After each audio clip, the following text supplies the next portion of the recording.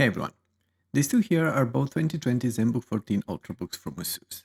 The silver one on the left is the ZenBook 14 UM433 based on an AMD Ryzen 4000 mobile platform with an 8-core processor and Nvidia MX350 graphics, while the blue one on the right is the ZenBook 14 UX434 Intel Comet Lake variant with only a quad-core processor and Nvidia MX250 graphics. However, while on a first look the hardware inside is what primarily sets these two apart, they are actually different in a few other ways as well. We'll talk about the performance and thermals and battery life in a bit, but first let's dive into those differences. These two laptops are the same size, and in fact two of the most compact ultrabooks with a 14-inch screen. You can tell that from the small bezels around the display and especially the very small chin underneath. The silver model is slightly lighter though, at 1.2 kilos, and that's because the blue variant gets a touchscreen with a layer of Gorilla Glass on top, which adds about 100 grams to its weight. They also get OK connectivity with full-size USB-A, USB-C and HDMI ports, as well as Wi-Fi 6 and Bluetooth 5. On the other hand, those microSD card readers are not that useful, and there's no support for Thunderbolt 3 or USB-C charging on any of these models. This aside, while the UX434 is available in this blue color and gets this circular pattern on the lid cover, the UM433 is silver and gets a smooth lid and brushed interior. Both the color and the texture help it hide smudges and finger oil much easier than the dark blue variant. However, in order to preserve the silver color scheme, Asus implemented a silver keyboard on this model with white backlighting. This combo makes the writing on the keys very difficult to tell apart, and I pretty much had to switch the illumination off most of the time. The ZenBook UX434 doesn't suffer from this same issue, with contrasty and easy to read blue keys and white illumination. As far as the typing experience goes, it's pretty good on the two, with short strokes and good feedback, the kind you should expect from a modern ultrabook. However, you'll notice that the UM433 gets a slightly different keyboard design, with this extra column of function keys at the right, and that's a double-edged sword.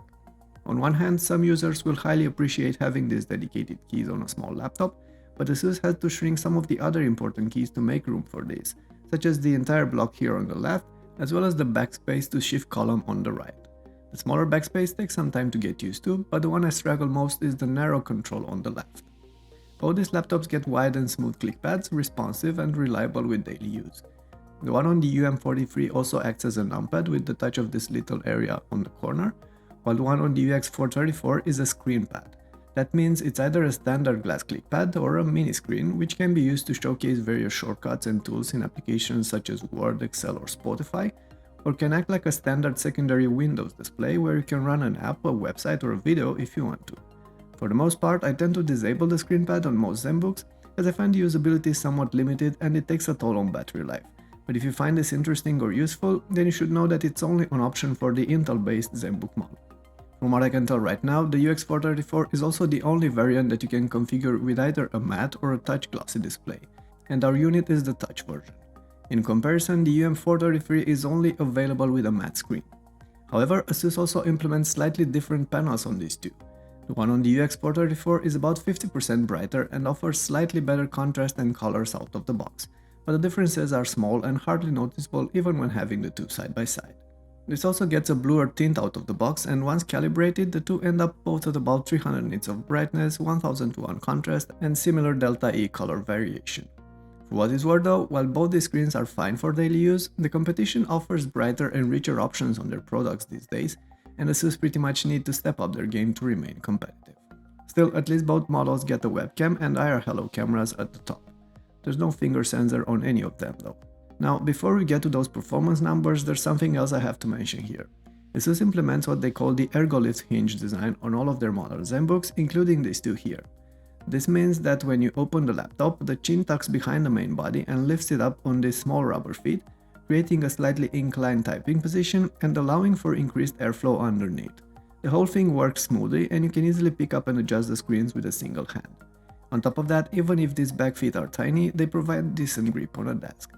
However, the thermal systems are designed to draw fresh air from the bottom and blow it out through these grills between the hinges. That means that the exhausts are less than 1 inch away from the screen, and that's why this portion of the display is the hottest part of both these laptops, reaching 35 to 40 degrees with daily use and 45 to 50 degrees with demanding loads. I've asked Asus about this and I was told that this sort of heat won't impact the panel in any way, but heat and electronics don't play well together in my opinion, and I feel this aspect is something you should be aware of and consider in your decision, especially if you plan to run demanding loads on any of these laptops. And you probably will if you're paying for this sort of configurations. Okay, let's talk specs and numbers. Our ZenBook 14 UM433 gets the 8-core 8-thread AMD Ryzen 47U APU with Nvidia MX350 graphics, while the UX434 gets the 4-core 8-thread Intel Core i7 1057U processor with Nvidia MX250 graphics. Both run on mid-tier SSD storage and 16GB of RAM. However, there's 2666 MHz DDR3 memory on the Intel model, while the AMD version gets 3200 MHz DDR4 memory.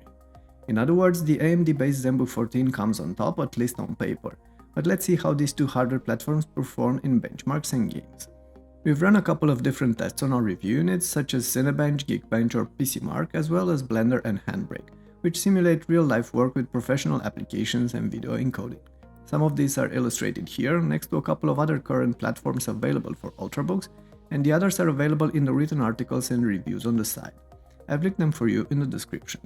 It's important to mention that while both AMD Renoir and Intel Comet Lake are 15W mobile platforms by design, OEMs can choose to implement them at between 10 to 25W.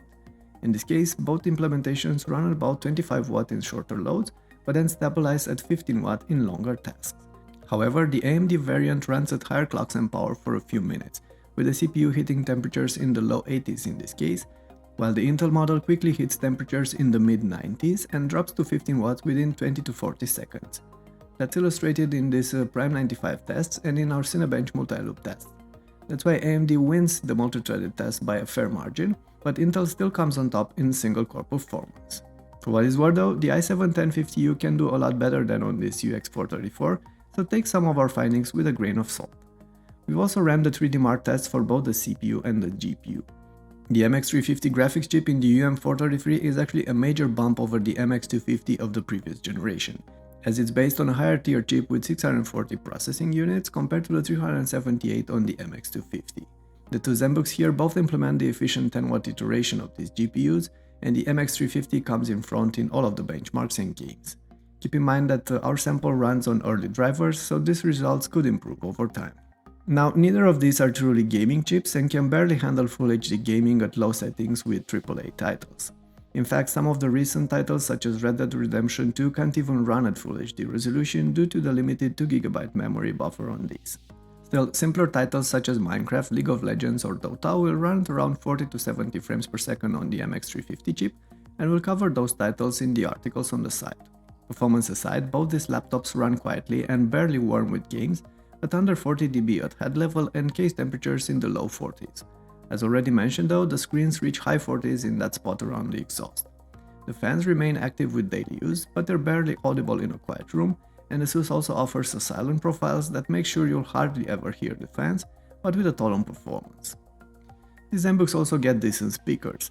Both fire through cuts on the bottom, but Asus went with a slightly different design in each case, and the audio is slightly louder but also somewhat harsh sounding on the UM433 and somewhat warmer and nicer on the UX434, but with lower max volume. Neither are impressive though. Battery life is however one area where both these ZenBooks do well.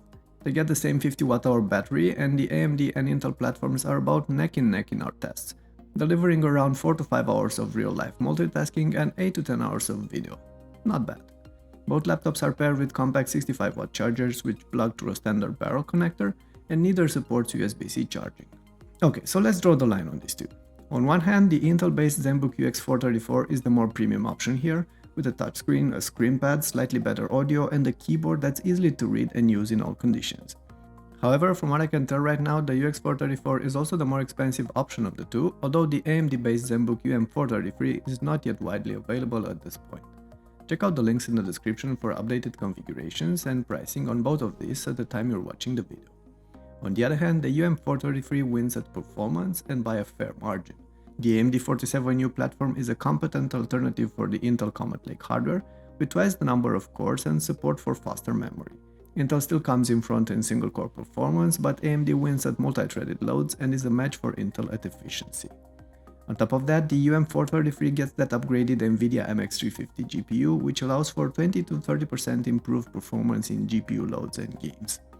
Of course, there are much better gaming ultra portables out there with beefier graphics and faster screens. But if you're into less challenging titles such as Dota or Fortnite or Minecraft, the ZenBook UM433 should do alright. For what it's worth though, I expect Asus to bring over the MX350 to their Intel configurations in due time, and that's going to balance out some of the advantages. For now though, with a cheaper price and improved performance, the UM433 takes the win here. Just make sure you can live with that pesky silver keyboard. Nonetheless, this is only the first AMD Ryzen and MX350 based ultrabook that we're reviewing, and there will be other options as well in the near future, which we'll cover in future videos, so subscribe to our channel if you don't want to miss them. With that in mind, we'll wrap this up here. Thanks for watching and make sure to hit that thumbs up button if you enjoyed the clip.